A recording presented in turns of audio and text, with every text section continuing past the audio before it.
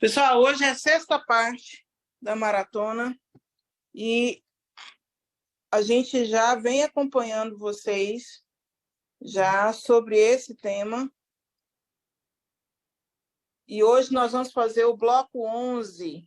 E vamos já direto para o artigo 9A. Artigo 9A da Lei 11.350. E aqui já vem as primeiras, vamos dizer assim, as primeiras observações que eu quero colocar junto com vocês. Vamos lá, vamos ler o texto na íntegra e a gente já faz essas observações. Você que está aí nos assistindo, pega aí sua canetinha e já vai anotando, porque eu tenho certeza que tem muita gente que tem dúvida sobre isso aqui. Vamos lá. O piso salarial profissional nacional é o valor abaixo do qual a União, os estados, o Distrito Federal e os municípios não poderão fixar o vencimento inicial das carreiras de agentes comunitários de saúde, agentes com mais-valias, para a jornada de 40 horas semanais. Bora lá. Esse texto, ele interessa porque ele traz duas coisas aqui importantíssimas. A primeira é o termo vencimento inicial da carreira. Então, ele está dizendo que o piso salarial nunca poderá ser inferior ao vencimento inicial das carreiras. Gente, eu tenho municípios aí, Brasil afora, vou dar um exemplo aqui dos meninos lá de Jequié e o pessoal de Guanambi. A gestão municipal tem plano de carreira já há vários anos, e agora com a emenda 120, ela simplesmente desconsiderou o que diz o artigo 9A, no que diz respeito ao vencimento inicial da carreira. Então, qual é o entendimento oportunista desses gestores? E é um entendimento errado e ilegal, de conveniência. Com o novo piso salarial, o novo vencimento estabelecido com a emenda 120, 2 salários mínimos, ele tem como piso salarial, sendo piso salarial, ele vai para o vencimento inicial da carreira. O que significa isso lá na tabela de vencimentos do plano de carreira? O vencimento inicial é para aquele agente comunitário de saúde, agente de combate às endemias, dentro de um plano de carreira que começou hoje, que está no estágio probatório, que tem ainda ensino médio, que não tem progressão nenhuma, não está nem na letra C, nem na letra D, nem no nível 2, nem no nível 3, está lá no iniciozinho da carreira. É isso que está garantindo o artigo 9A da Lei 11.350, que o piso salarial profissional nacional, ele não é o resultado da progressão, ele não pode ser enquadrado na letra F, por exemplo, porque 2.000, vamos agora para o novo valor, R$ 2.602, R$ 604 é o valor dos 2 salários mínimos equivalente ao piso salarial. Esse valor, ele não pode ser o salário de quem está na letra F de um plano de carreira, na letra D de um plano de carreira. Ele tem que ser o valor de quem está começando na carreira de agente comunitário de saúde e agente de endemia. É isso que está dito no artigo 9A. Outra questão que está fixada neste artigo, lembra quem começou conosco aqui na maratona, no caput do artigo 9A, é a questão de se atrelar o piso salarial a 40 horas semanais. Aqui eu vou lembrar, se não me engano, o caso de Maringá, que o governo federal se negou a repassar a assistência financeira complementar, Jonathan, porque o município declarou que os agentes de combate às endemias lá trabalhavam em 30 horas. Ora, a Lei 11.350, ela condiciona o repasse do dinheiro e o direito do trabalhador, agente comunitário de saúde, agente de endemia, a ter o piso salarial de 2 salários mínimos agora, à questão de uma jornada de trabalho de 40 horas semanais. Então, é isso que está na lei hoje. A discussão de 30 horas, se pode, se não pode, como que vai ficar isso lá na frente, daqui a pouco a gente vai discutir isso, mas o que tem na lei hoje, a gente precisa ter muito cuidado com isso, para a gente não fazer a defesa e nem pedir isso hoje na base, lá no município, sem as cautelas jurídicas necessárias, viu? Isso é muito importante ser dito. Parágrafo 1º. Esse parágrafo 1º, todo ele, veja aí o que está sendo dito, todo ele corresponde à Lei 13.708. Então, ele tem a sua validade até 2021. Então, ele já não tem aplicação mais para a obrigação do município pagar o piso salarial. Essa obrigação ela prevalece no processo judicial de cobrança. Então, ele vai ficar aqui, ele não está revogado. Por quê? Porque ele marca o direito do trabalhador a ter um piso no ano de 2019 de 1.250, no ano de 2020 de 1.400 e no ano de 2021 de 1.550.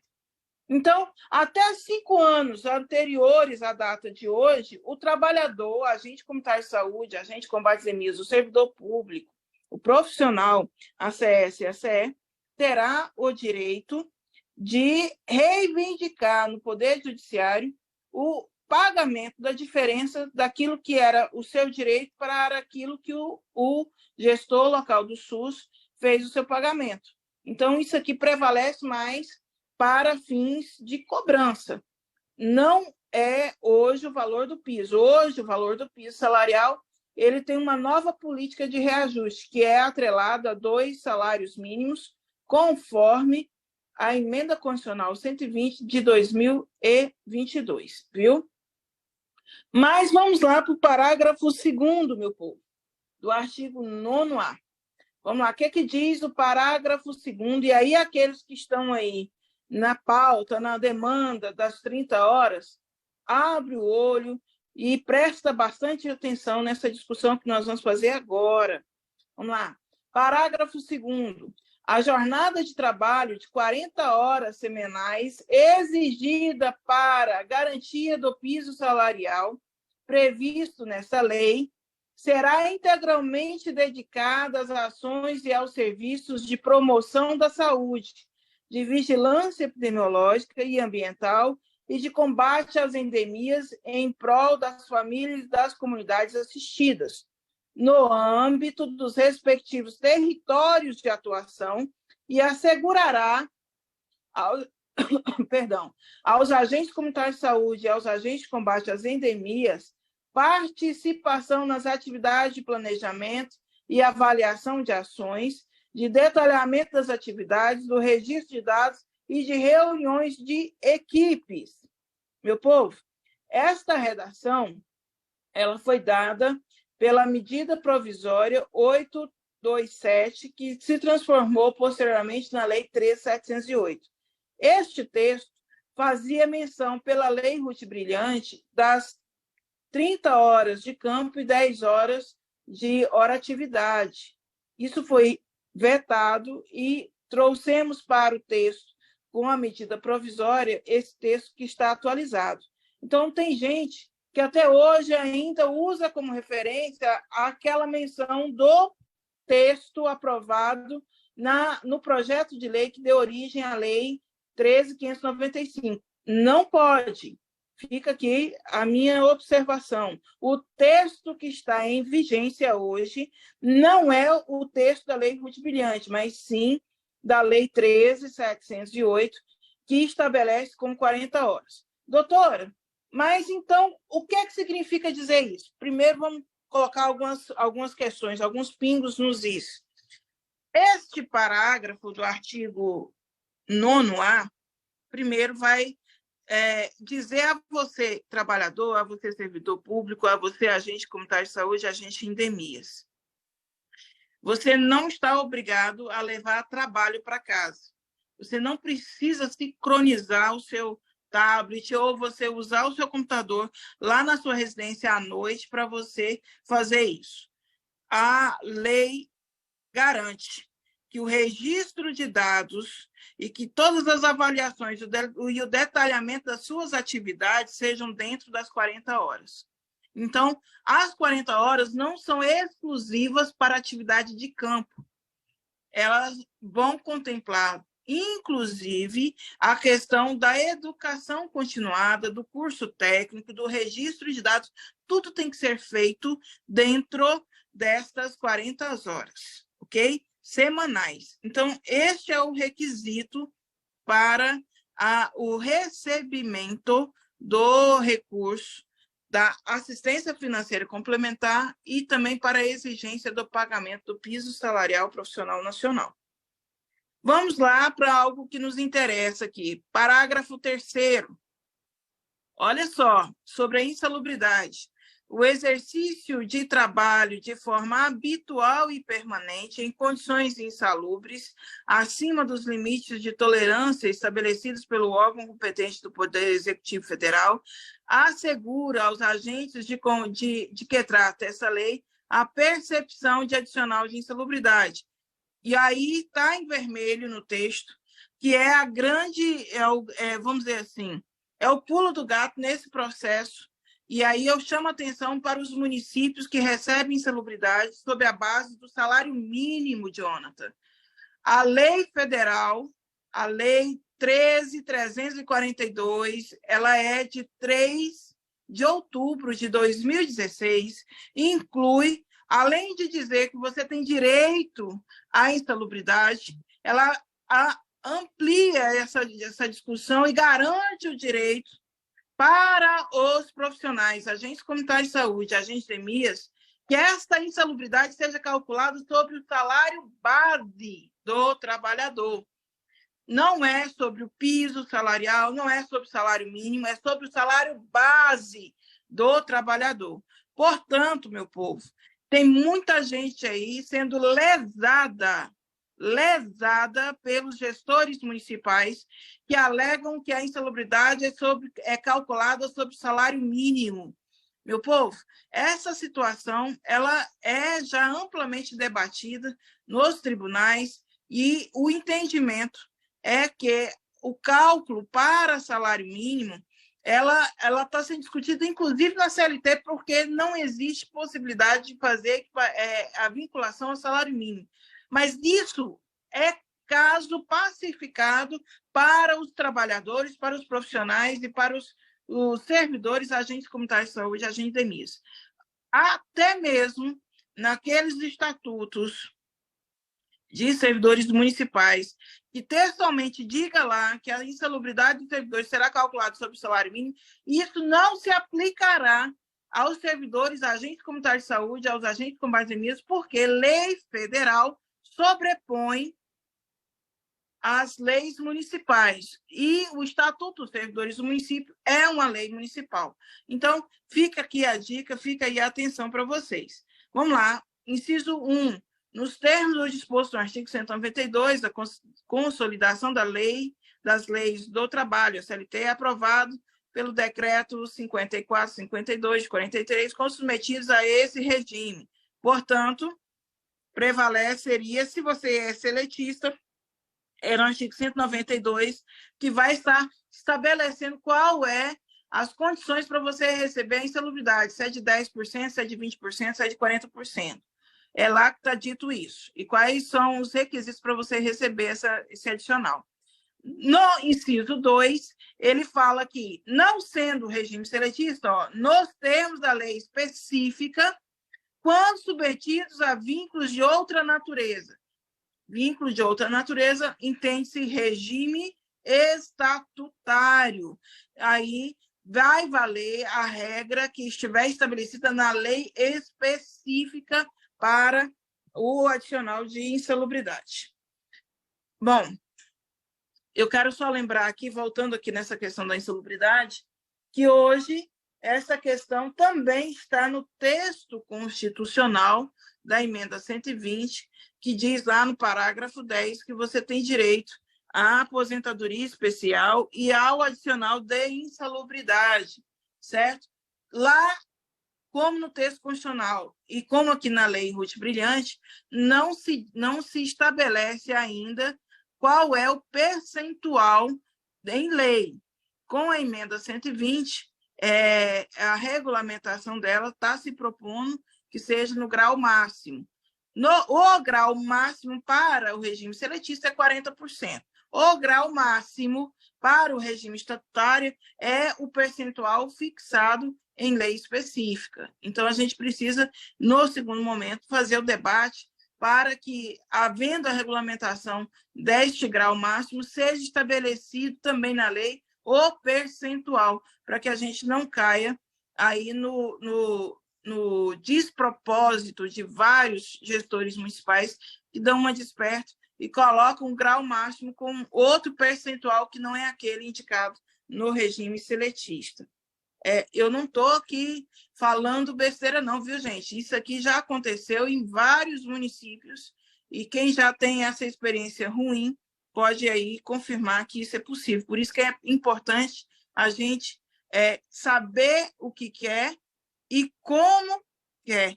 Falo isso constantemente para nosso pessoal, para as nossas bases. Isso é fundamental.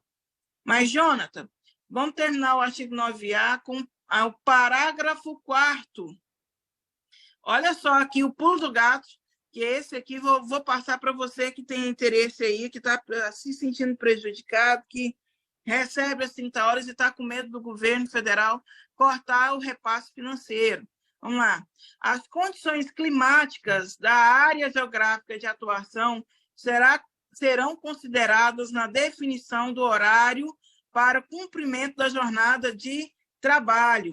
Meu povo, esse parágrafo 4º poderá justificar o que eles chamam de turnão, viu, gente? Então, vai aqui a dica, toma cuidado aí para vocês regulamentarem não as 30 horas, mas fazerem a justificativa de um projeto de lei aí na sua base para você trabalhar turnão, 6 horas corrido, é a justificativa estabelecida no parágrafo 4º, viu, povo? Já vi também alguns municípios que fazem a hora atividade, o registro de dados, num dia separado. Trabalha-se, o trabalho é feito em 4 dias da semana, no 5º dia útil, ele é dispensado para fazer as horas atividades, que não necessariamente serão dentro da unidade. Então, essas condições podem ser regulamentadas, não fica de boca, por favor, pelo artigo 9º-A, parágrafo 4º, nas condições climáticas. Ou o sol é muito quente, ou está fazendo muito frio, ou o dia amanhece muito cedo, ou então o dia está escuro. É isso que eu quero que você compreenda. Dentro dessas condições climáticas, a gente pode fazer essa flexibilização, mas não desconfigurando a carga horária de 40 horas. Isso é importante, por quê? Porque isso é condição para o seu direito do piso salarial de 2 salários mínimos e é condição para o seu direito do direito do município receber assistência financeira complementar da União. Parágrafo 5º. O piso salarial de que trata o parágrafo 1º deste artigo será reajustado anualmente em 1º de janeiro a partir do ano de 2022. Meu povo, Jonathan, eu preciso fazer uma observação quanto a esse parágrafo 5º. Este parágrafo 5º, ele parcialmente não tem mais aplicação. Por quê? Porque o parágrafo 5º ele foi substituído pela política de reajuste do salário mínimo. Então, nós temos um exemplo claro esse ano. O salário mínimo foi reajustado, agora 1º de janeiro, para R$ 1.302. Mas aí o presidente Lula vai já anunciar para 1º de maio um novo reajuste do valor do salário mínimo para R$ 1.320. Tradução, não será um obstáculo para a categoria ter acesso aos 2 salários mínimos previstos lá no 1º de maio, anunciado, porque a lei, lá no parágrafo 5º, diz que o reajuste tem que acontecer só dia 1º de janeiro. Não. Por quê? Porque a política de reajuste não está mais fixada em lei federal, está fixada pelo texto constitucional da Emenda Constitucional 120. Então, portanto, até que se estabeleça uma regra diferente, prevalece a regra de reajuste fixada pelo salário mínimo, tendo em vista que a política de reajuste, o parâmetro agora definido pela emenda constitucional 120, é o salário mínimo de abrangência nacional. Jonathan, vamos já para o bloco 12, mas aí eu quero ouvir se tem mais alguém aí querendo fazer algum questionamento para a gente seguir para frente. Como é que nós estamos aí? Tá. Algumas pessoas estão perguntando sobre o projeto de lei municipal dos municípios, que regulamenta as 30 horas. Se isso também... Não fale 30 horas. Regulamente a carga horária especial por questões climáticas. Se você falar em 30 horas, aí a coisa desanda. Para a discussão das 30 horas são projetos de lei, não na espera do governo federal para vir de cima para baixo. Por enquanto, lá na base, a gente pode discutir projetos de lei que flexibilizam a carga horária de acordo com as condições climáticas. É importante a gente dizer isso. Referente a ponto, questão de ponto, como que o pessoal trabalha em unidades que ficam distantes, e aí tem que votar 4 vezes no dia para a questão do ponto.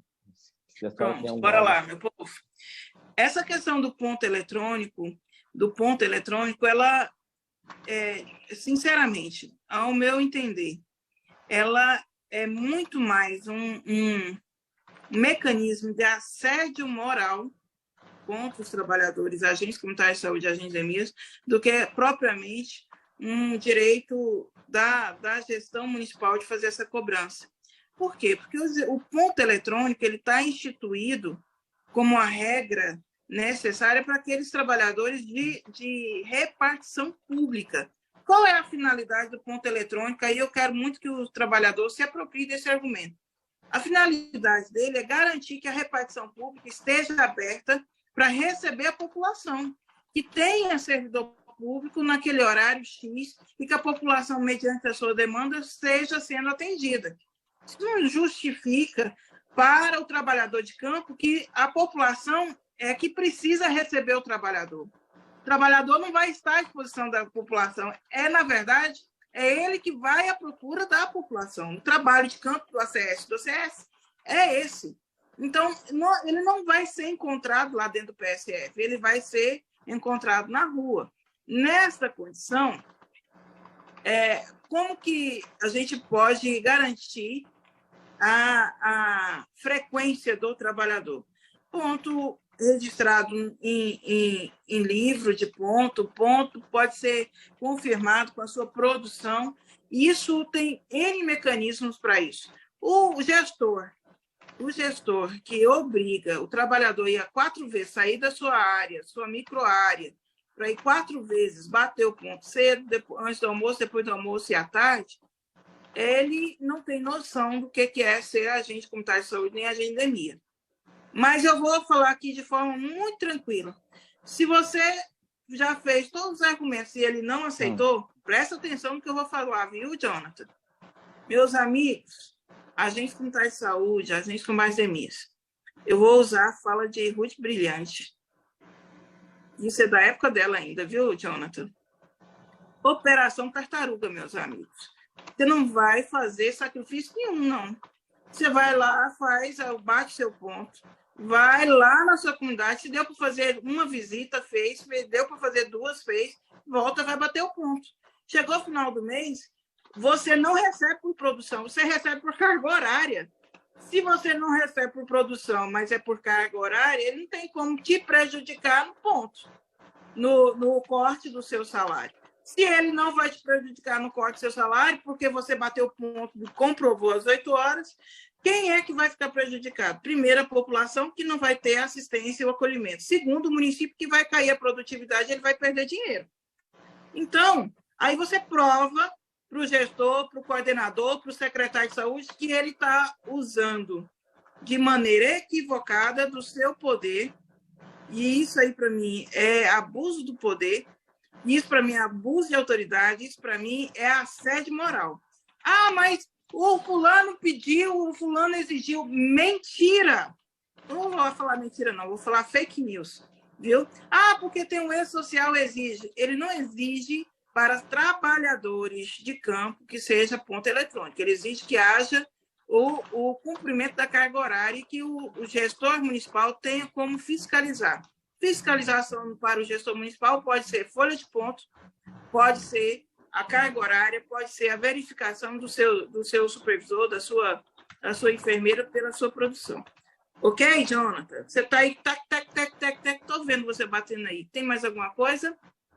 É que eu estou respondendo o pessoal aqui. E aí, professor, doutora, sobre a questão da... Ai, baixou aqui. CLT, 40 horas, o pessoal que é da CLT, que já está firmado o contrato, essa situação que a senhora colocou, de poder trabalhar segundo essas orientações da senhora que você acabou de passar aí. Quem está no CLT consegue, doutora? Porque não vai um contrato. Porque eu não estou questionando, eu não estou diminuindo a carga horária. Entenda? Não estou diminuindo a carga horária. Quando eu falo turnão, é porque eu tiro o horário de almoço. Isso está previsto, inclusive, na CLT. Você faz o horário direto. Por isso que você não vai trabalhar às 8 horas, porque você vai sacrificar seu horário de almoço e vai fazer o trabalho de forma direta. E isso só é possível se você se valer do artigo 9º-A, parágrafo 4º. Você não vai diminuir a carga horária de 40 horas, você vai flexibilizar a carga horária diante das condições climáticas. Permanece às 40 horas e você usa o argumento do parágrafo 4º, dizendo que você não vai trabalhar em tal horário em campo, você vai compensar esse tal horário em horas atividades, em horas de registro, que não necessariamente precisam ser feitas dentro da unidade de saúde da família, certo? É a única forma, meu povo, até a gente discutir e regulamentar isso lá em Brasília, é a única maneira que nós temos hoje de nos manter seguros no processo sem estar vinculado diretamente à ideia das 30 horas, tá bom? Tem um colega aqui, Alessandra Araújo, ela colocou assim: a gestora da minha unidade colocou uma frequência e está exigindo que os ACS compareçam uma vez por semana e assinar uma frequência. E aí está orientando, os agentes também têm que seguir essa metodologia, como forma que você está me falando aí, são situações... É uma opção. Em regra, é isso que prevalece. Por quê? Porque se você vai todo dia no PSF, todo dia você vai lá e assina. Você vai todo dia no PA, você todo dia vai lá e assina. Ok. Mas tem metodologia de trabalho que o agente de saúde vai uma vez por semana na unidade. Ele vai lá e apresenta o seu diário de visita, vai lá, apresenta, sincroniza o seu tablet e faz prova das suas visitas domiciliares. Aí é produtividade mesmo, certo, gente? Mas isso vai de acordo com o nível de organização de cada unidade de saúde, de coordenação. E lembrando, viu, gente, que tem hierarquia. Eu só peço a vocês que essa questão de ponto eletrônico, se for da zona rural, exija o artigo 9H, que a gente vai falar dele, não hoje, mas se Deus quiser amanhã, nós vamos falar do artigo 9H, que fala da indenização de transporte. Eles não te dando condições de trabalho para a zona rural, você não tem que ir. Só tem que formalizar isso para não haver nenhum prejuízo para a categoria. E no mais, meu povo, se isso for intransigência, for um debate que não há espaço para uma discussão, procura o Ministério Público. Se não houver respaldo do Ministério Público, a operação tartaruga faz o que você der conta, que suas pernas der conta e vai bater ponto. Deixa ele com os pontos certinhos e com a produção toda atrasada, que ele vai aprender como é que faz saúde preventiva, como é que faz o trabalho de campo dos agentes comunitários de saúde e dos agentes de EMIS. Mais alguma? Posso passar para frente? Pode passar para frente, doutor. Os que estão aqui estão perguntando sobre questão de desvio de função. Vou fazer a pergunta da colega que ela colocou aqui. Todas essas leis que tem, a pessoa que está em desvio de função dentro da unidade, ela pode ter esses direitos dos agentes? Pronto, vamos lá. Quem perguntou, primeira coisa, esse desvio de função só dá esse direito, você perguntou isso, você não vai perder nada, vai ter todos esses benefícios, se houver o desvio de função por um negócio chamado readaptação de função, por questões médicas, definidas por uma junta médica. Aí você vai ser readaptado. Isso no regime estatutário, inclusive, a maioria absoluta dos estatutos fazem essa previsão. Você não pode ter seu salário diminuído nem aumentado em razão da readaptação da função, correto? Então, você, por exemplo, está com problemas de pele, você tem alergia do sol, você está com problemas de hipersensibilidade, problemas de locomoção, vamos dizer, um problema aí de bico papagaio, não pode mais ficar fazendo o seu trabalho na área. Você vai ser readaptado por um período de 2 anos lá no PSF, você vai ser recepcionista. Todos os direitos, inclusive o piso salarial, você tem direito. Agora, você precisa ter essa garantia de readaptação de função. Tá bom, gente? Fora isso, ficar de boca é complicado e é perigoso, inclusive, por configurar aí, em algumas situações, até abandono de cargo, viu? Toma cuidado com isso. Pois não, Jonathan, posso seguir para frente? Pode, doutora. Eu vou separar umas das perguntas aqui depois para a gente poder dar continuidade. Pode ir. Bora lá. Olha, meu povo, vamos agora para o bloco, eu acho que eu passei, o bloco 12. Bora lá. Artigo 9b foi vetado, então ele não faz parte da lei mais. Artigo 9c é o que vamos tratar agora. Esse aqui vai falar da famosa assistência financeira complementar. Aqui a gente vai responder muitos questionamentos de muitos colegas aí. Vamos lá. Estamos terminando, viu, gente? Nos termos do parágrafo 5º do artigo 198 da Constituição Federal, nos termos do parágrafo 5º do artigo 198 da Constituição Federal, compete à União prestar assistência financeira complementar aos Estados, ao Distrito Federal e aos municípios para o cumprimento do piso salarial de que trata o artigo 9A desta lei. Vamos lá? Parágrafo 1º. Então, nós vamos falar da AFC, Assistência Financeira Complementar. Ela está regulamentada no artigo 9C da Lei Ruth Brilhante. Parágrafo 1º. Para fins do disposto no caput deste artigo, é o Poder Executivo Federal autorizado a fixar em decreto os parâmetros referentes à quantidade máxima de agentes passíveis de contratação. Meu povo, que decreto é esse? Anota aí, decreto 8474 de 2015. Este decreto estabelece os parâmetros referentes à quantidade máxima de agentes passíveis de contratação em função da população e das peculiaridades locais, com o auxílio da assistência financeira complementar da União. Então, se você quer saber como é que fez essa conta, como é que se chegou ao número que o Ministério da Saúde repassa, é o chamado teto de financiamento, está aqui dito o caminho. É através do decreto que regulamenta isso por força do parágrafo 1º. Parágrafo 2º. A quantidade máxima de que trata o parágrafo 1º deste artigo considerará tão somente... Opa, olha, presta atenção, hein, gente? Tão somente os agentes efetivamente registrados no mês anterior à respectiva competência financeira, que se encontrem no estrito desempenho das suas atribuições e submetidos à jornada de trabalho fixada para concessão do piso salarial. Gente, este parágrafo 2º, ele condiciona o repasse da União. E vai ter mais uma condição daqui a pouquinho que a gente vai observar.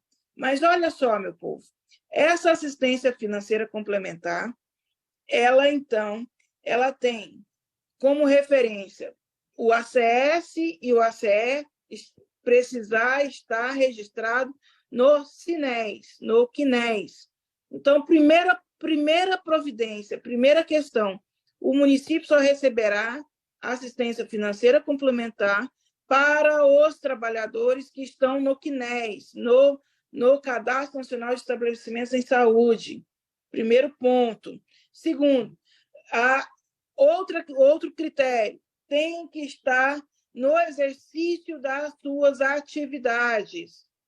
Doutora, se eu fui readaptado, se você foi readaptado, tecnicamente, o município precisa informar que você não está mais no exercício das suas atribuições.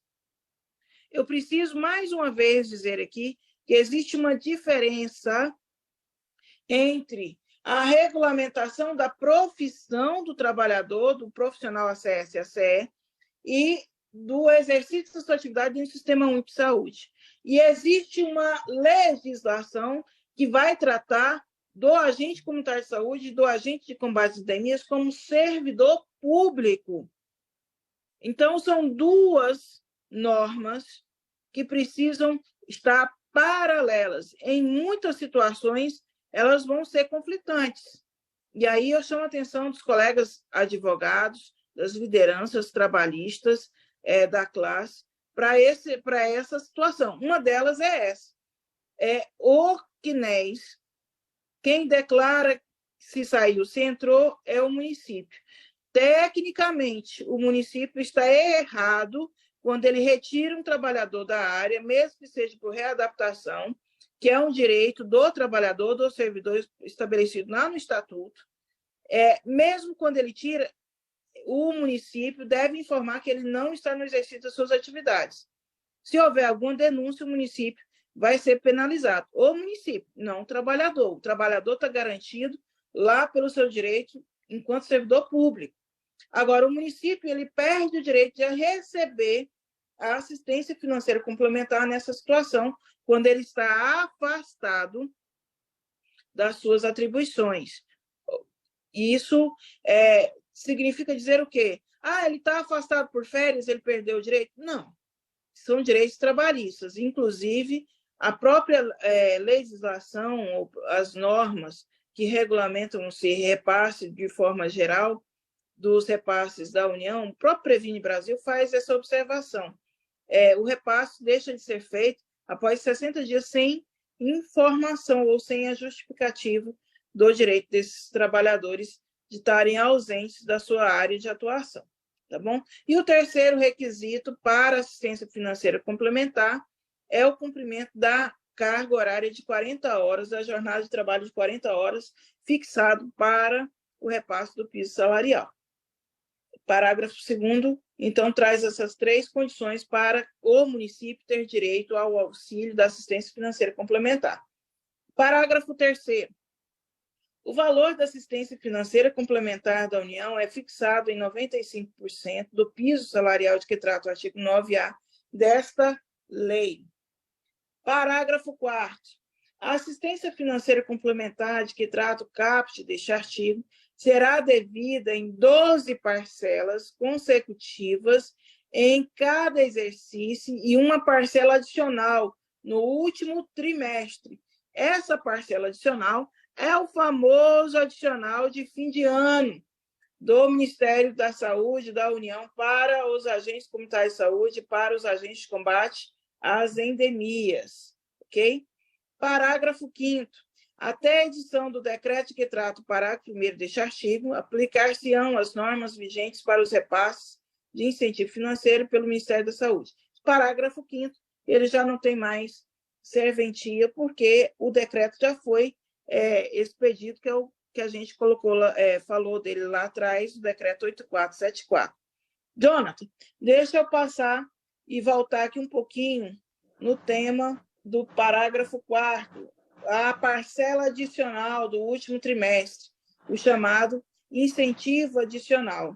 Quero colocar aqui para vocês, mais uma vez, esse é um direito do trabalhador, do profissional, agente comunitário de saúde, agente de combate às endemias. Por quê? Porque cabe à União fazer o repasse do piso salarial e a definição dessa parcela extra não está informada no parágrafo 4º que ela pode ser usada para 13º, aquisição de incentivo de EPI, é aquisição de uniforme, nada disso está autorizado por lei, pelo princípio da legalidade. O parágrafo 4º define que isso tem que ser repassado diretamente ao trabalhador, agente comunitário de saúde, e ao trabalhador, agente de combate às endemias. Os encargos trabalhistas, incluindo-se aí o 13º salário, é de responsabilidade do município. Esses encargos são de responsabilidade do município. A 13ª parcela não pode ser considerada utilizada pelo município para pagar 13º salário de agente comunitário de saúde, de agente de combate às endemias. Doutora, é só você que fala isso? Não. Inúmeros tribunais de contas. Tribunal de Contas é quem? É quem fiscaliza a utilização do dinheiro público pelos gestores municipais. Eles já estão se valendo deste entendimento e expedindo, inclusive, pareceres e notas técnicas e a questão de resoluções, determinando aos municípios que a utilização deste recurso para pagamento desse terceiro, para aquisição de EPI ou uniforme ou qualquer outra forma de gasto, ela é irregular. Tá bom, meu povo? Ah, mas o Conasems emitiu a nota, o Conais emitiu a nota, a CNM emitiu a nota. Pronto. Cada um, papel, aceita o que quer. Eu quero entender o que vai justificar o município gastar esse recurso fora do entendimento da lei federal, artigo 9C, parágrafo 4º. É esse o entendimento, por exemplo, do Tribunal de Contas do Estado da Bahia, do Tribunal de Contas do Estado de Goiás, do Tribunal de Contas do Estado do Mato Grosso e vários outros nesse sentido, tá bom? Posso passar doutora, para frente? a senhora falou justamente no ponto. Deixa eu terminar justamente no ponto. ponto. A gente devolve. Tá? Que aí a gente devolve para você e a gente faz os questionamentos todos. Espera aí. Vamos lá. Parágrafo 6º. Para efeito da prestação de assistência financeira complementar, que trata este artigo, olha aí, gente, mais uma condição. Olha só.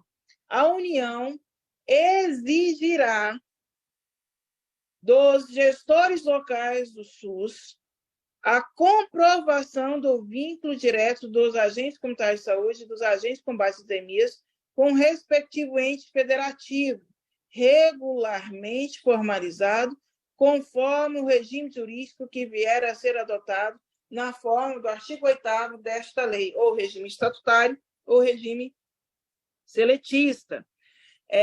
Jonathan, e a todos que estão aí, eu quero fazer um parêntese aqui na explicação do artigo 6º.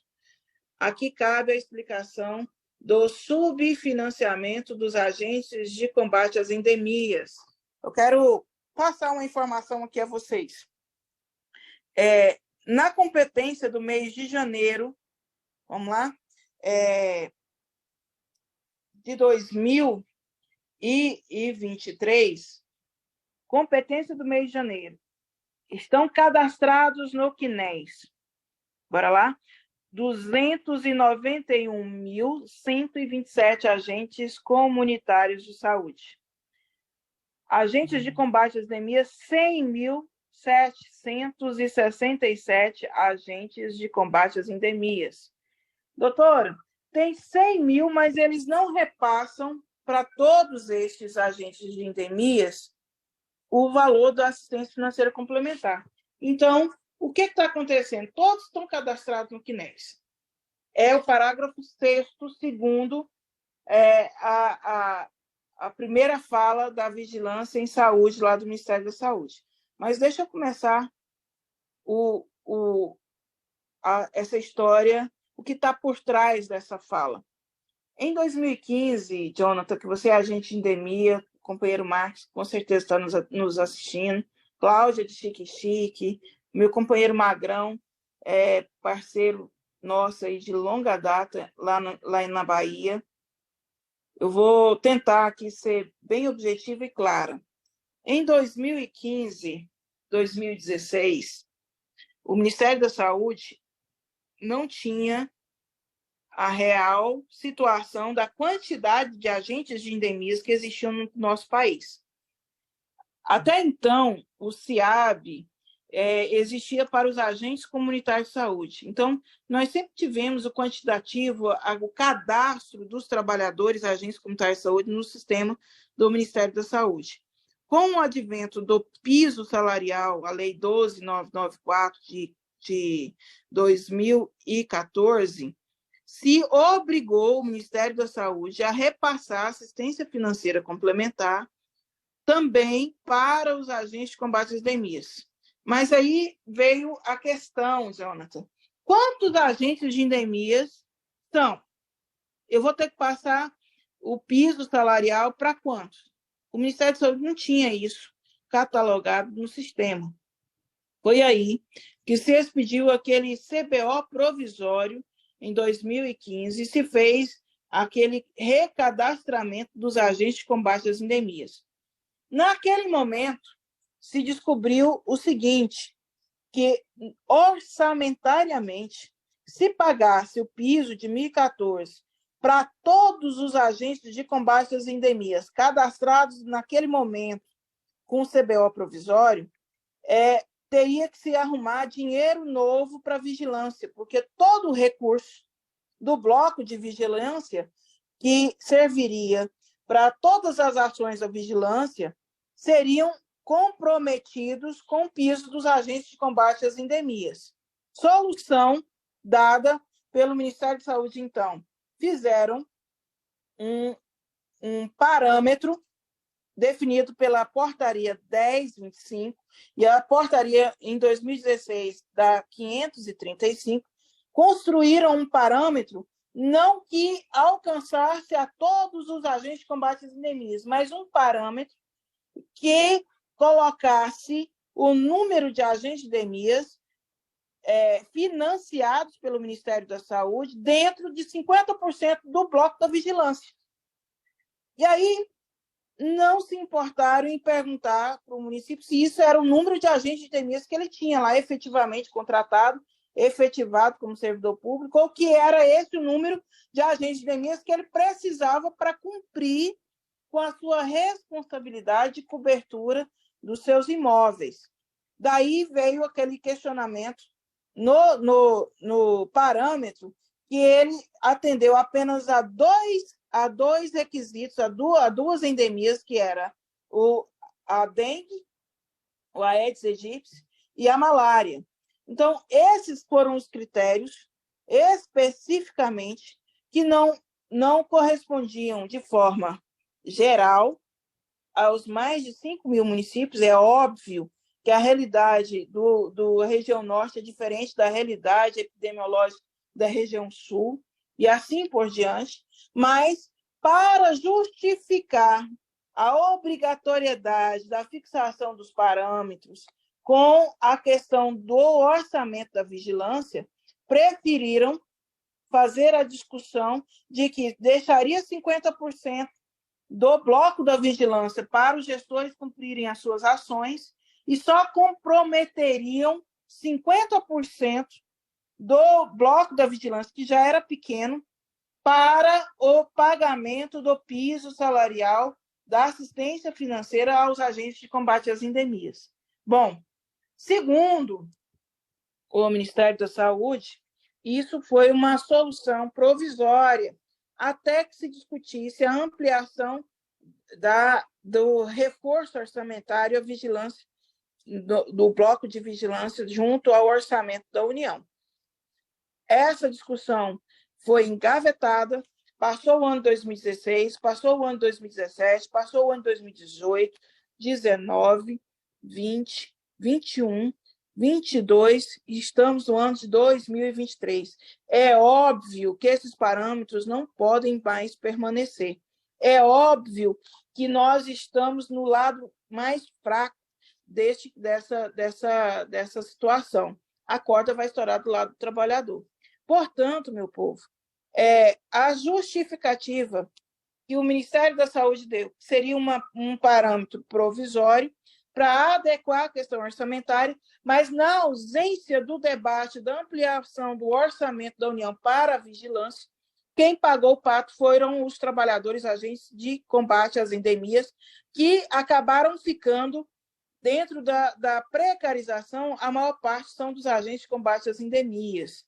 E aí o sacrifício maior destes trabalhadores que têm sido colocados constantemente em situações de sacrifício, inclusive pessoal, porque o trabalho é desumano, quando no município deveria ter 20 agentes trabalhando, no campo tem 4, tem 5, tem 6, exatamente porque o município não se posiciona para contratar além daquilo que o governo federal repassa, da assistência financeira complementar.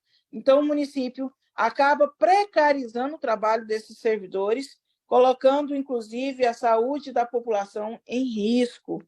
Jonathan, solução para isso. Foi apresentado por nós, nessa reunião passada, uma proposta de discussão, de revisão desse parâmetro.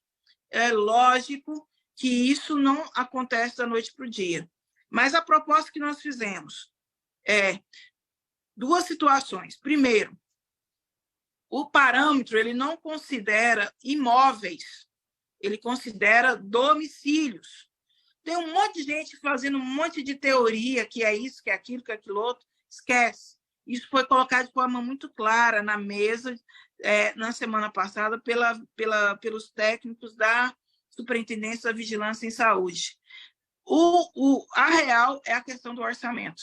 E aí eles fizeram marabalismo com os números, com esses parâmetros, para não se complicarem e não ficarem na ausência do cumprimento da Lei 12.994 e da Emenda Constitucional 63, que estabelecia a obrigação da assistência financeira complementar.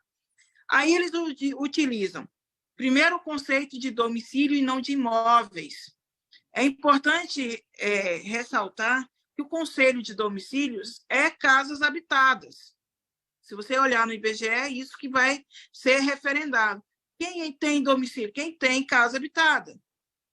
Só que o trabalhador, o profissional ACE, não trabalha só com casa habitada, ele trabalha com casa habitada, com comércio, que é outra referência no IBGE, ele trabalha com lotes baldios, que é outra referência no IBGE, ele trabalha com logradouros públicos, que é outra referência no IBGE, e trabalha com casas desabitadas.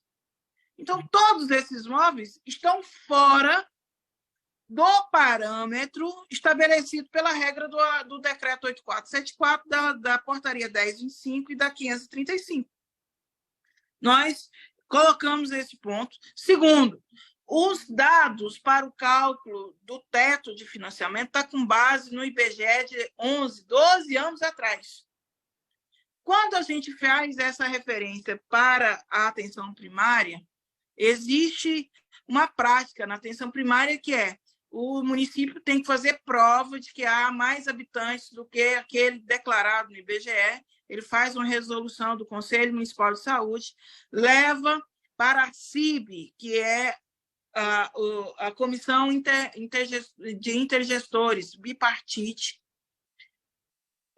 são gestores municipais e gestor estadual, lá sendo aprovado, vai como referendo para a tripartite, para o Ministério da Saúde ampliar a forma de financiamento, o teto de financiamento dos agentes comunitários. Nesta linha de raciocínio, nós propusemos lá na SVS aqueles municípios que já têm contado, geralmente a Secretaria de Urbanização e os próprios agentes de EMIAS, nas suas estatísticas, fazem a contagem dos imóveis, levando em consideração os logradouros públicos, os comércios, os lotes baldios, as casas habitadas e casas desabitadas. Fazendo essa contagem, recontagem, apresenta um projeto de ampliação ou de necessidade de novos agentes de combate às endemias pelo Conselho Municipal e faz o mesmo processo. Vai para a CIB e encaminha para o Ministério da Saúde. O que vai acontecer?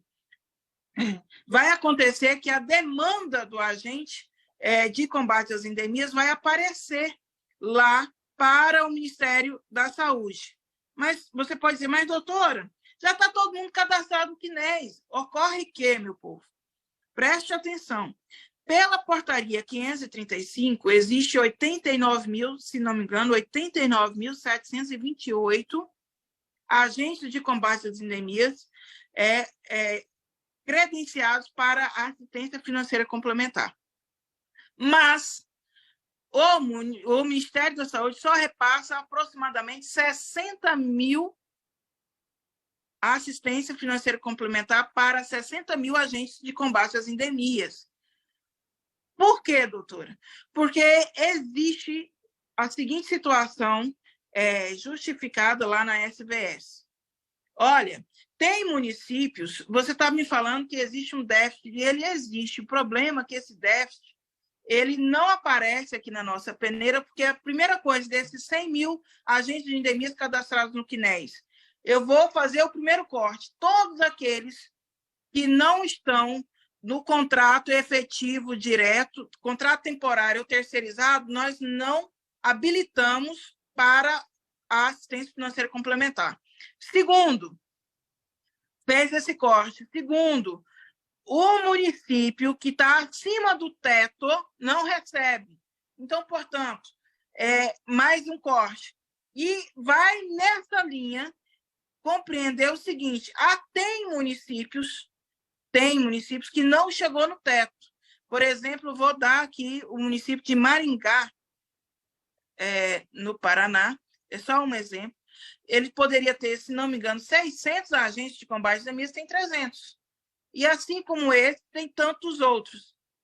Mas eu posso pegar, então, esses 27 mil, 28 mil assistências vagas no teto de financiamento para assistência, que não está sendo repassado, eu não posso remanejar eles para os municípios que já estão com o teto ultrapassado? Segundo o Ministério da Saúde, não. Pelos parâmetros que nós temos hoje, o teto ele é fixado por município. Então, aquele município que não quer, vou dar outro exemplo, o município de Trindade, não quer chegar no teto de agentes de combate às endemias. Não quer chegar, não fez concurso, não fez processo seletivo. Ele teria o direito de receber, mas ele não quis cumprir os requisitos e não informou no CNES o número máximo de agentes de endemias. Eu não posso pegar essa sobra aqui de Trindade, a sobra lá de Maringá e jogar lá no município que está precisando, que já sobrou, passou do teto e o município não está conseguindo pagar os seus direitos, o piso salarial, o adicional no final do ano, porque ele não recebe a contrapartida. Eu não poderia fazer isso? Não. Meu povo, isso me soa como uma injustiça gigantesca, porque eles estão valendo, primeiro, de um parâmetro que não contempla a maioria absoluta dos municípios, principalmente os municípios menores, e ainda estão pegando o valor que deveria ser gasto no piso dos agentes de endemias por não utilizarem como assistência financeira complementar para se valerem de passar recurso nas outras ações para os municípios. Quer dizer, se não vai gastar, não vai repassar para assistência financeira complementar, vai passar no bloco de vigilância para o município. Fica de saldo para o município gastar com as outras ações que não estejam atreladas, carimbadas aquela verba para os agentes de endemias. Como resolver isso? Bater. Este ano é fundamental, e aí eu já coloco aqui um desafio. Falei ontem Jonathan, no grupo Interação, a categoria tem que largar de ficar do lado da reclamação e partir para a ação, para provocação. Nós temos que usar o ano de 2023 para exigir ampliação do bloco da vigilância, do orçamento do bloco, e, para além disso, eu acho que a solução definitiva dessa situação, seja para os agentes comunitários e principalmente para os agentes de combate às endemias, nós exigimos a fixação de uma rubrica própria do piso salarial da assistência financeira complementar dos agentes de combate às endemias, que vá fazer essa discussão separadamente do bloco da vigilância em saúde. Porque se a gente ficar concorrendo, eles vão usar nosso pleito para aumentar o financiamento da vigilância, que é uma necessidade, mas nós não vamos chegar à segurança jurídica de termos assistência financeira complementar suficiente para todos os trabalhadores que estão lá na ponta, para todos os trabalhadores que estão e que precisam ser contratados, serem concursados, porque o município tem uma demanda. E a Lei Ruth Brilhante exige isso, que é a fixação do agente de endemia na sua área geográfica de atuação. A partir do momento que se fizer isso, nós vamos entender por que nós temos essa sensação de estar enxugando gelo, principalmente na questão do Aedes aegypti, porque não tem pessoal suficiente na rua para fazer o acompanhamento, o controle das endemias de imóvel por imóvel. Eu não sei se eu fui clara, Jonathan, e eu sei que eu fui muito extensa, mas estou aqui para responder os questionamentos da categoria sobre essa questão. Fico aqui para fazer esse debate. Tá, nós estamos com 1h20 já, doutora. Tem alguns questionamentos referentes aí à parte do CNES, que a senhora explicou muito bem a quantidade que tinha anteriormente, a quantidade que tem hoje, o que é designado de valor de financiamento. Mas uma das situações aqui, como que o agente que hoje está nos assistindo, tem aqui a Lu, ela fala assim, doutora, pode colocar no CNES um agente comunitário de saúde que está cobrindo outra afastada? Porque daí a gente entra naquela parte de precarização, né? A questão, doutora, de como fazer as denúncias, aonde que eu devo encaminhar primeiro as denúncias, para que o meu município corrija essa falta ou não cadastro desse agente, tanto o agente comunitário de saúde como o agente de combate a endemias. Aonde eu devo questionar primeiro? Primeiro a gestão, depois eu vou para o Ministério da Saúde, ou aonde que eu devo? O Ministério Público, aonde que deve ser feito esse trabalho? Tem uma pergunta do João Cristal, do seu eterno comunista preferido, que ele pergunta sobre o duplo vínculo. A partir de que momento que o agente de combate a endemias ele está salvaguardado nessa lei? Questão dentro do município. Então, um agente de combate a endemias, ele pode ter um vínculo também dentro da Secretaria de Saúde no município, trabalhando à noite? Essa é uma pergunta. Vou deixar a senhora responder essas duas, porque eu separei mais duas aqui. Pronto. A questão da fiscalização das denúncias foi outro ponto de pauta que nós questionamos junto ao Ministério da Saúde.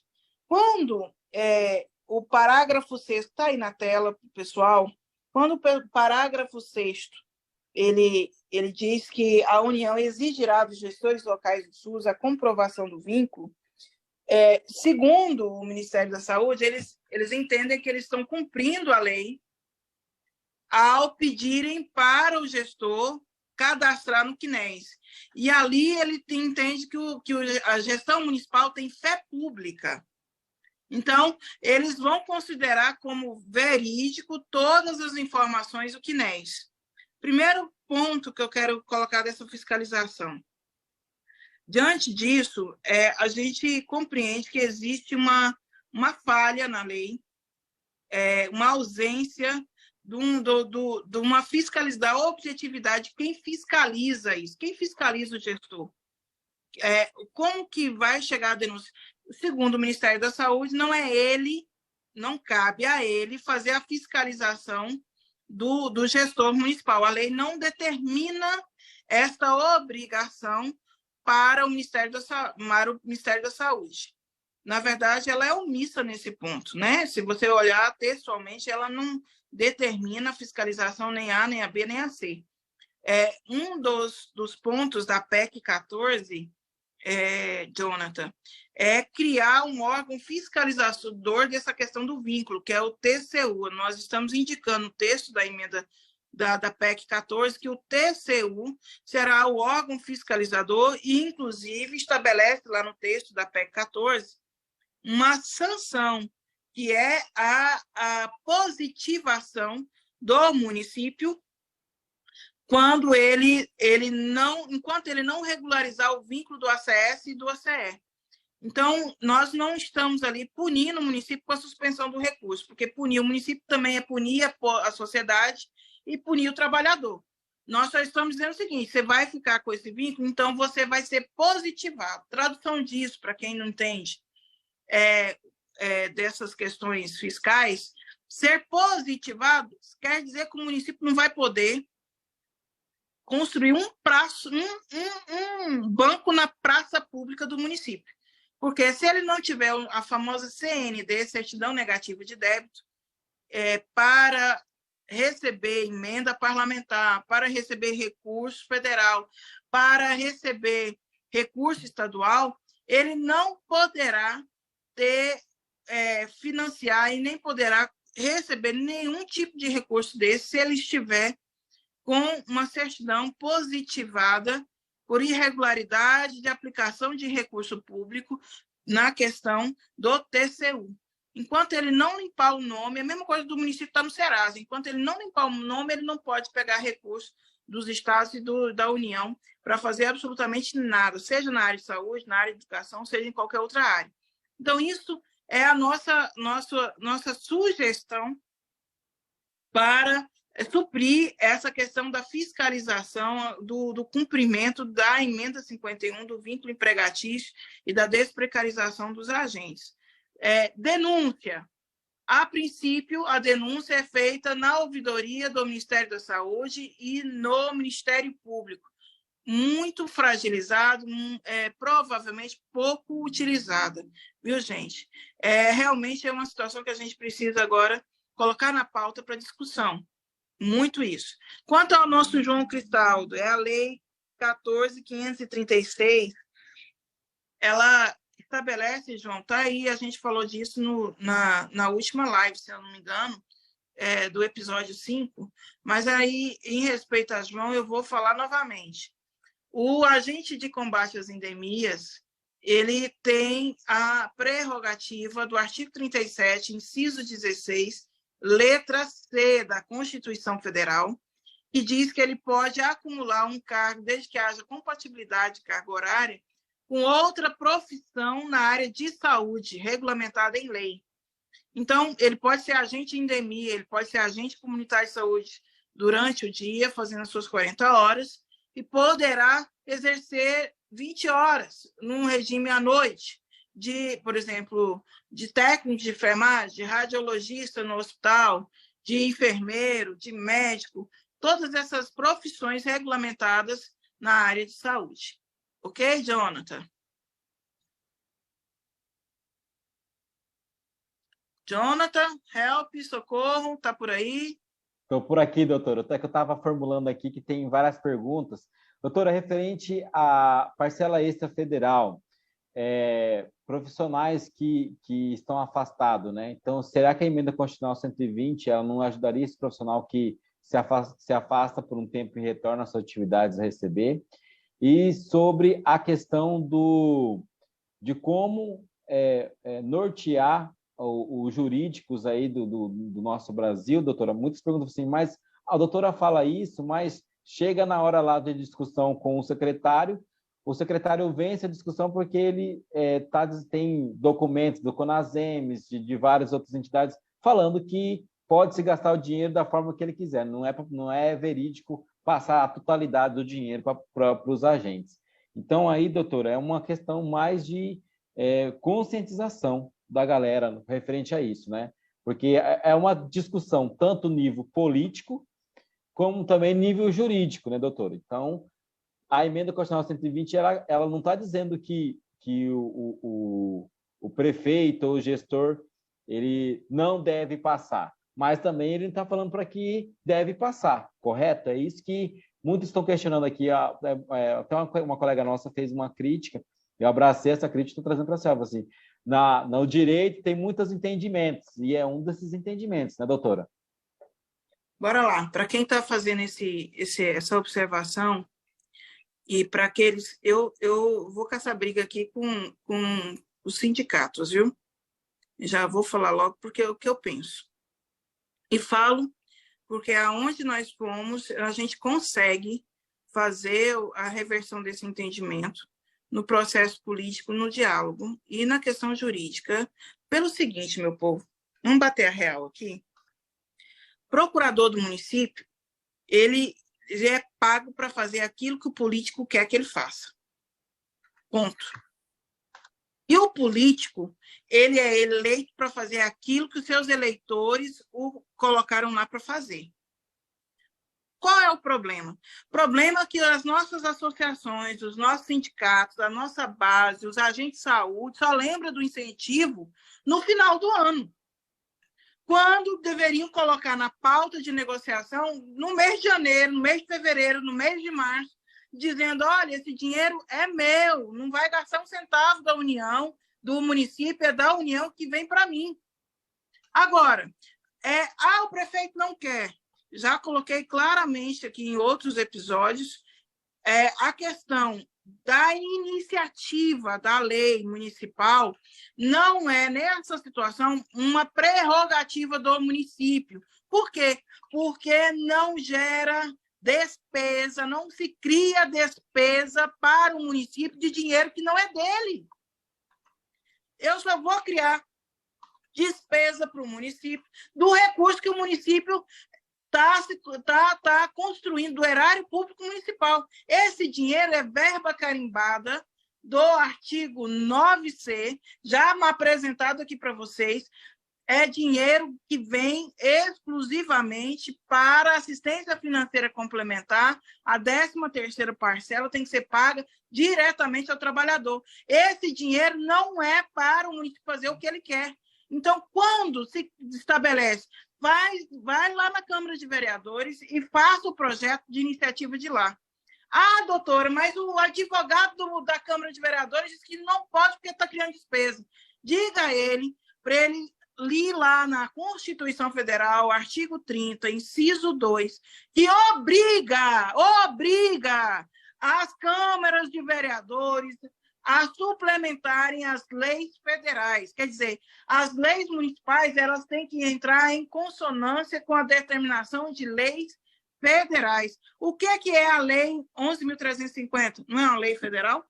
O que é a Emenda Constitucional 63, que criou no parágrafo 5º a assistência financeira complementar? Não é uma determinação constitucional?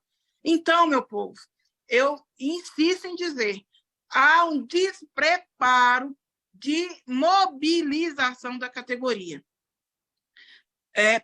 Desistir, aceitar um não como resposta, levar isso para o campo jurídico, vai ser um embate a vida inteira.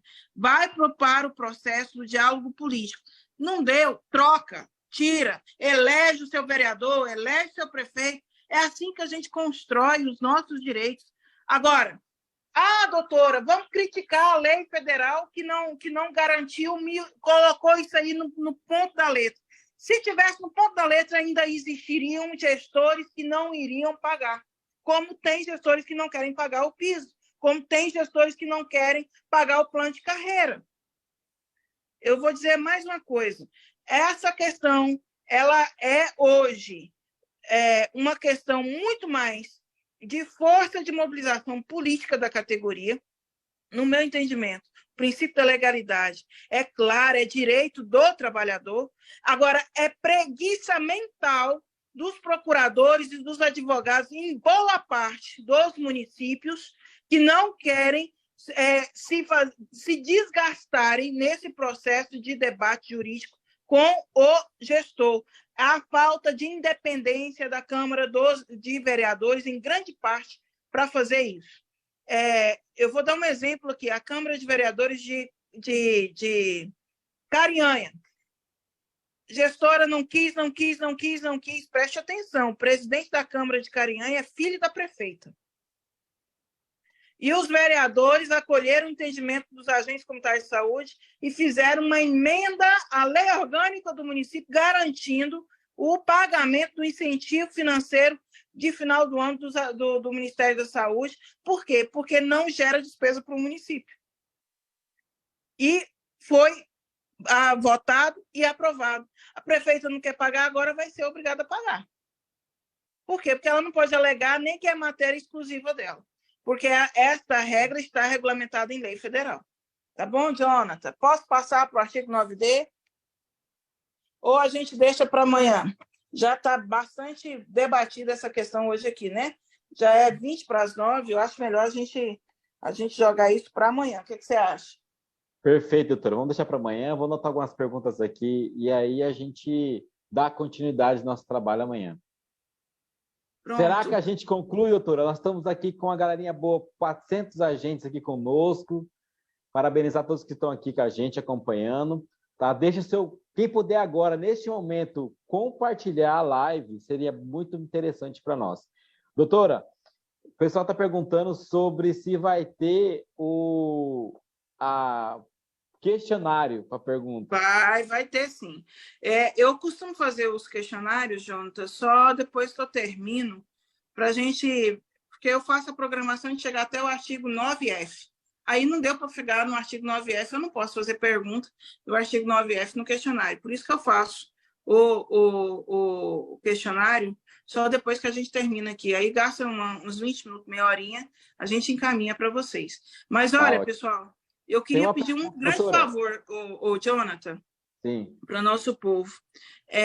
Quem não segue o Fenaras, segue o Fenaras, vai lá e marca lá, porque você recebe a notificação da live assim que a gente entra no ar. Toda vez que a gente fizer uma publicação, você vai receber. Mas você tem que ser seguidor aqui do Facebook do Fenaras. E esse ano a gente vai ter um trabalho muito, muito forte nas redes sociais para a gente levantar a pauta da aposentadoria especial e da desprecarização do vínculo empregatício dos agentes comunitários de saúde, dos agentes de EMIAS, e o subfinanciamento da vigilância para os agentes de EMIAS. São essas 3 pautas que a gente vai bater a nível nacional, e a gente precisa do apoio da categoria. Então, segue o Fenaras, põe o teu pessoal aí da base para seguir o Fenaras, para a gente fortalecer isso, viu? Nós estamos, doutora, aí... Sim. Eu posso fazer 2 perguntas para você, que senão já entraram 4 pessoas no meu privado, se não fizer eu apanho. Primeiro, a gestante que é afastada. Estou aqui, fala, senão a gente vai jogar... Eu tenho muito cuidado com mãe, gente. Porque no da Tersol, meu olho é grande e para mim trabalhar é muito difícil. Então, tem que tomar cuidado com gestante, que não posso fazer raiva para gestante. Referente, doutora, à 13ª parcela e referente aos incentivos adicionais aí. Quando a pessoa é afastada por gestação, e aí, ela está perguntando, nossa colega aqui, deixa eu pegar justamente a pergunta dela aqui, calma aí. Eu fui afastada por gestação de risco e eu teria direito, então, de receber o mesmo incentivo financeiro da parcela extra do final do ano? Bora lá, Jonathan. A lei, ela estabelece qual o critério para o repasse do município, da assistência financeira das 12 parcelas e da 13ª parcela. É que o agente esteja cadastrado no CNES. O município não pode tirar do trabalhador a assistência se ele não tirou o trabalhador do CNES. Então, ele está sendo incoerente, compreendeu? Então, eu tô gestante, mas você está de licença. O município retirou você do CNES? Não. Então, teoricamente, você tem o direito a receber o incentivo adicional, ok? É isso. Doutora, vou fazer a pergunta, talvez depois a senhora me puxe minhas orelhas, mas tem uma colega que colocou aqui na live, acho que é Lu, o nome dela, pede para a doutora, pelo amor de Deus, falar sobre o julgamento da ADIM no STF. Aí a senhora me pergunta, o que é isso? Eu não vou saber nem o que é um remédio, porque eu não estou sabendo essas daí, eu vou de onde perdido. Então, estou perguntando para a senhora falar sobre o julgamento da ADIM no STF. Tá. Eu falei dessa ADIM no episódio 5, na live anterior. Luiz Sena falou aqui, agora descobriu o nome do homem. Luiz Sena. Eu espero que o Luiz Sena esteja falando da ADIM, do regime jurídico único. O número dela é 2135, tá bom, gente? 2135. Ela ainda não foi julgada no STF, chegou a ser pautada, mas foi retirada da pauta no ano de 2021.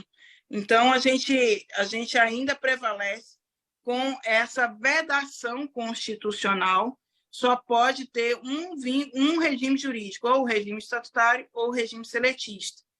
Quem está determinando isso é a ADIM 2135, que está ainda em tramitação no STF.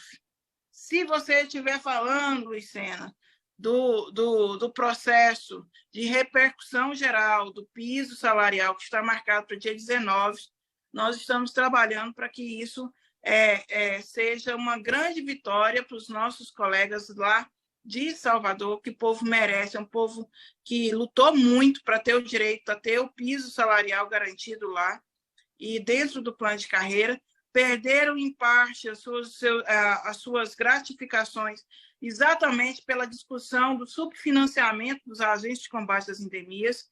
Quero dizer aqui aos colegas de Salvador que o FENARAS, eu e Valda, de forma muito especial, nós colocamos na mesa o debate dos agentes de combate às endemias de Salvador na questão do subfinanciamento. Colocamos a prioridade que se tem que ter nessa discussão, e eu acredito que a gente, este ano, resolve isso. É para ser resolvido isso esse ano. Não dá para colocar isso mais debaixo do tapete. Vamos usar de todo o prestígio que a gente tiver, de todos os nossos aliados, dentro do Congresso Nacional, dentro do governo federal. Lembrando que a presidente do FENARAS é nossa deputada estadual pelo estado da Bahia. Dizem que uma vez deputada é a vida toda deputada, viu? Você precisar de ver como que nós fomos recebidas lá, conduzidas por Valda. Não, Valda o quê, né? Deputada Valda. Faltaram esticar o tapete vermelho, porque a gente estava lá sendo recebido numa pauta, numa agenda da deputada Valda, agente comunitária de saúde. Foi impressionante a mudança de tratamento, de comportamento, de atenção. E eu espero que a gente resolva isso. Viu, Justamente, Jonathan? Sobre esse ponto que a senhora já falou aí, para a gente fechar com chave de ouro. Então, questionando aqui, vou até usar aqui a nossa colega aqui, o Thales Santos, nosso colega. Jonathan, pergunta para a doutora como que está para a aprovação da PEC 14 e os ACS e AC que estão trabalhando ainda nativo na CLT. E tem muitas perguntas relacionadas a isso. Onde é que está a PEC 14 e como é que vai estar, como é que está os andamentos para a luta desse ano aí? Então, se a senhora puder dar um pouquinho do spoiler para a gente não apanhar depois, para a gente poder fechar nossa live com chave de ouro aí. O FENARAS, já em janeiro, quando houve a sanção da Lei 14.536, Valda esteve com o presidente, falou sobre a aposentadoria, falou sobre a precarização. Isso foi dia 20 de janeiro. Naquela data, a gente já tinha uma agenda já com vários ministérios, entre eles o Ministério da Previdência. Nós fomos muito bem recebidos mesmo pelo ministro Carlos Lupe, que é o ministro da Previdência, e ele assumiu o compromisso de estar se posicionando com um parecer sobre a PEC 14 e sobre o PLP 86. Eu quero dizer à categoria que o FENARAS e a FENACE e o movimento, nós temos uma responsabilidade muito grande, e eu não estaria ao lado dessas lideranças se não fosse assim. Nós não vamos abrir briga nem fazer da categoria um palco de guerra, porque eu quero a PEC 14, porque a outra quer o PLP 86. Isso não interessa para a categoria. Eu quero ser bem objetiva nisso. Preste atenção. Nós queremos aposentadoria especial, nós queremos aposentadoria especial integral, paritária, que não exija do trabalhador a contribuição, porque nosso povo, em sua grande maioria, o pessoal que é veterano, não tem condição de fazer prova da sua contribuição previdenciária. Então, nós precisamos levar em consideração isso, e a proposta que for juridicamente mais segura e politicamente mais conveniente é essa que nós vamos apoiar, porque não interessa se vem de A, de B, de C ou de D, o que interessa para nós é que a categoria esteja nessa legislatura com o direito adquirido da aposentadoria e da desprecarização. Chega! A categoria não quer saber de briga, quer saber de resultado, quer saber de luta a favor da categoria. E eu quero dizer mais uma coisa, que a palavra de ordem na mesa de discussão do ministro da Previdência foi: chega de exploração, queremos reparação. E é esse a nossa palavra de ordem daqui para frente. A partir de semana que vem, Jonathan, nós vamos estar jogando aí nas redes sociais a nossa campanha pela aprovação da aposentadoria. Precisamos colocar a PEC para andar. Vamos fazer uma movimentação grande para que tanto a PEC 14 como as outras pautas sejam debatidas. A categoria não precisa, não é rebanho, que sai um gritando e vai todo mundo atrás. Nós precisamos saber o que queremos e como queremos. Ela tem direito de saber os pormenores dessas propostas, e por isso a gente vai estar realizando, em parceria com as outras entidades, em parceria com o Ministério da Previdência, com o Ministério da Saúde, em parceria com a Câmara de Deputados, dia 2 e dia 3 de maio, o primeiro seminário nacional para debater a aposentadoria especial dos ACS e ACE e a desprecarização do vínculo dos agentes comunitários de saúde e dos agentes de EMIAS. Dentro dessa pauta, o PLP 86/2022, a PEC 14/2021 e o subfinanciamento dos agentes com base de EMIAS, com a discussão de um novo parâmetro para o teto de financiamento da assistência financeira complementar. Ok? Eu sei que eu vou apanhar depois. O presidente Divaldo vai laçar nós. Nós falamos tudo no espólio do povo. Nada. Ainda tem muita coisa para contar, mas vocês não têm nem noção. Eu não falei nem 10%. Quero que vocês ponham a mão na mesa aí, quando você está assistindo, não comente nada disso que a doutora falou, tá? Isso aqui fica entre nós, tá? Isso aqui fica entre nós, tá bom? Gente, vamos embora jantar, doutora, porque já falamos demais hoje. Fiquei muito feliz, a live muito proveitosa, já ultrapassamos aqui nossa meta diária aqui. Pedi para agora você compartilhar aqui, porque essa aula que a doutora deu aqui, eu acho que pelo menos a gente não consegue pagar, né, gente? Mas pelo menos se você poder compartilhar e curtir aí, já nos ajuda muito no nosso trabalho. Doutora, a palavra é sua. Obrigado. Bom descanso, viu? Até amanhã. Jonathan, eu quero aqui agradecer a todos os colegas, agradecer aos diretores do FENARAS que estiveram em Brasília, né, a semana passada, agradecer o pessoal do Rio de Janeiro, ao nosso companheiro Ronaldo, a Neila e a nossa companheira Milena, lá de São João do Meriti. Dizer que o Rio de Janeiro vai ter um papel extremamente importante para nós agora, nessa nova caminhada. Conseguimos aí grandes parceiros para esse debate da PEC 14, da insalubridade, da desprecarização. Rio de Janeiro é um dos exemplos que são terríveis nesse processo de precarização.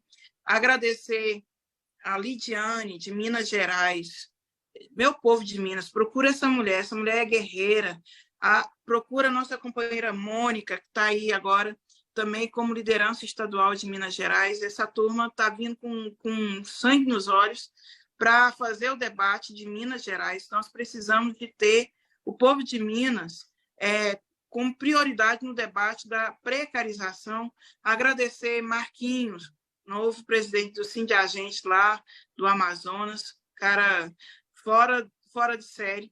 E dizer, Jonathan, que com mandato ou sem mandato, estou em Brasília lutando efetivamente pelos agentes comunitários de saúde, pelos agentes de EMIAS.